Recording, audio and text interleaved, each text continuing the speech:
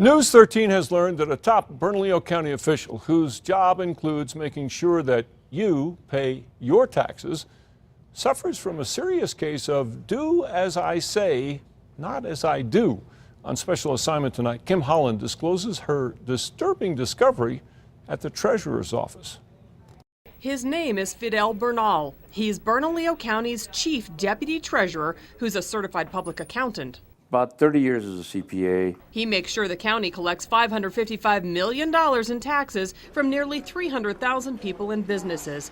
Bernal told us about his contributions to the county over the last 9 years, which led to the department's wall full of awards. The county has received 9 financial excellence reporting since I've been here. They never had one before. There's one thing you won't find on this wall. The man hired to keep track of your taxes has problems keeping track of his own. In fact, News 13 has learned he's been slapped with numerous liens on his property for not paying taxes and bills. According to state and county records, Bernal has had more than 2 decades of tax problems. Since 1990, there have been a dozen liens filed against his property, including a federal lien from the IRS.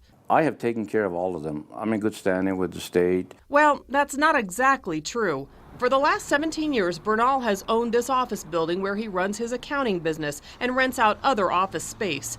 The latest records show since 2001, Bernal has frequently not paid his business taxes on time.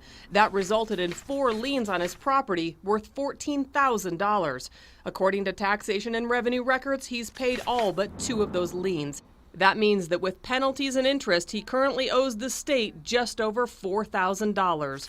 Bernal also repeatedly didn't pay his water, sewer, and trash bill, so the city put a lien on his property last March for $400. He says he didn't know about that outstanding bill until we told him. During the course of business, you have your ups and downs. The state taxation and revenue department doesn't just slap liens on your property if you miss one bill. We'll send out letters and we'll say, come on, pay us, pay us, pay us, pay us, pay us, pay us. Only after about a year of tax bills and a final warning that a lien is about to be filed if they're not paid, will a lien actually be filed against a property. The Taxation and Revenue Secretary says liens are a last resort. If you ignore it, it's not going to go away. The problem's just going to get worse. And in Bernal's case, it has. So how could the deputy county treasurer neglect his personal accounts and let them fall into arrears? I can see the concern from the taxpayers. I just say, like I said, I manage it. It's not that I've neglected it. Bernal offered up all kinds of reasons for falling behind, including health problems and clients who stiffed him on their bills. If you can't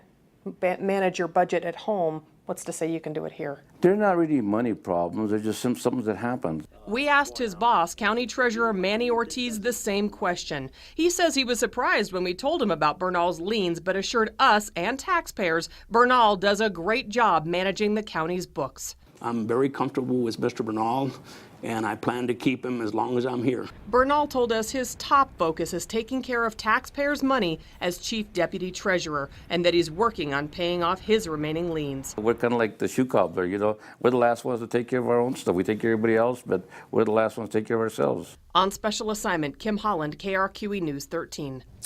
This is just the latest issue at the county treasurer's office. Last week we showed you how Treasurer Manny Ortiz invested too much of the county's money, leaving county government short of operating cash and facing losses if he pulls out those investments anytime soon to get the cash.